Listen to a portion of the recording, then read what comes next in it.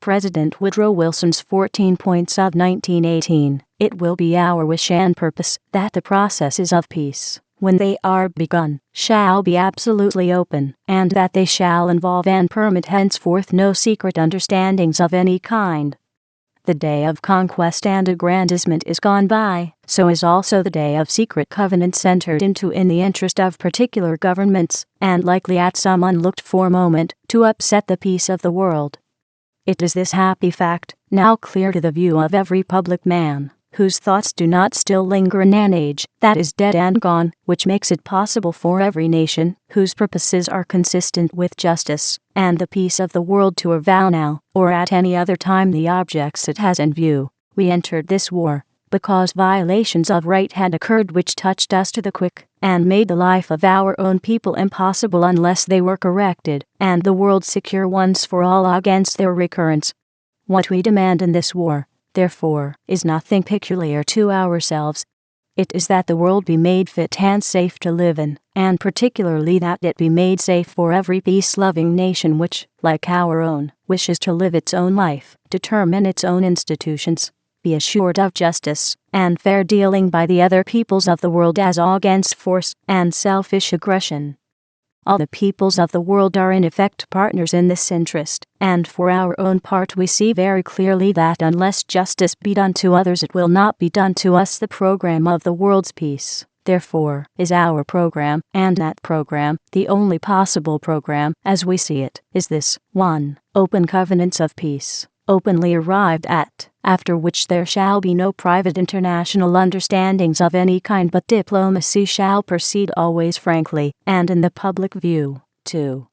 Absolute freedom of navigation upon the seas, outside territorial waters, alike in peace and in war, except as the seas may be closed in whole or in part by international action for the enforcement of international covenants. 3.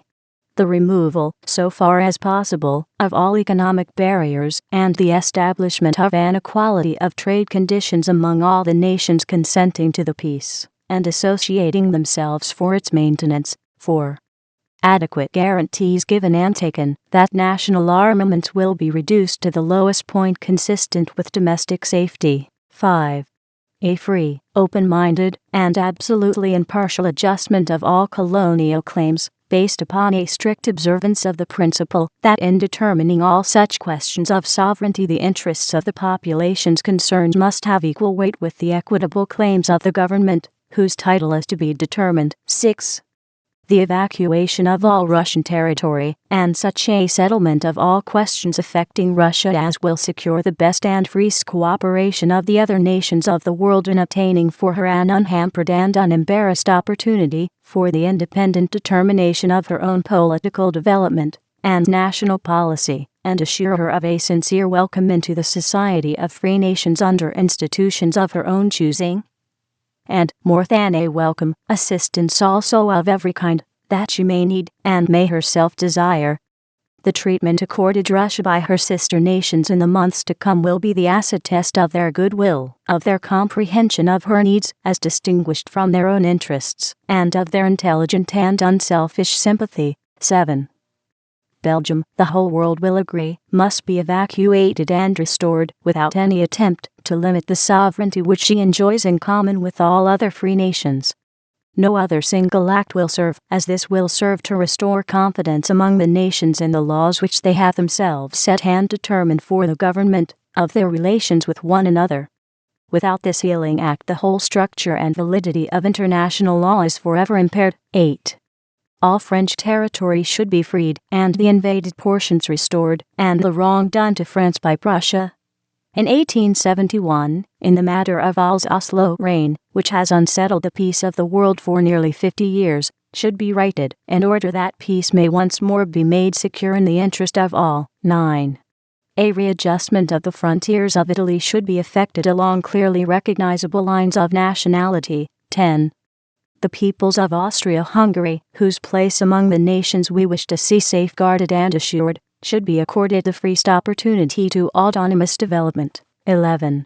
Romania, Serbia, and Montenegro should be evacuated, occupied territories restored, Serbia accorded free and secure access to the sea, and the relations of the several Balkan states to one another determined by friendly counsel along historically established lines of allegiance and nationality, and international guarantees of the political and economic independence and territorial integrity of the several Balkan states should be entered into. 12.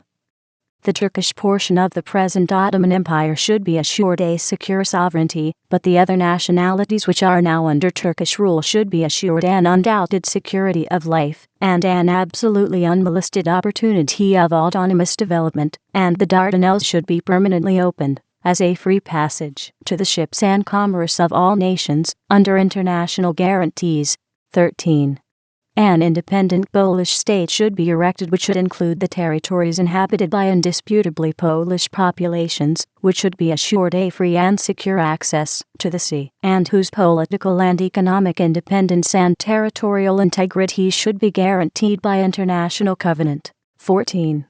A general association of nations must be formed under specific covenants for the purpose of affording mutual guarantees of political independence and territorial integrity to great and small states alike. In regard to these essential rectifications of wrong and assertions of right, we feel ourselves to be intimate partners of all the governments and peoples associated together against the imperialists.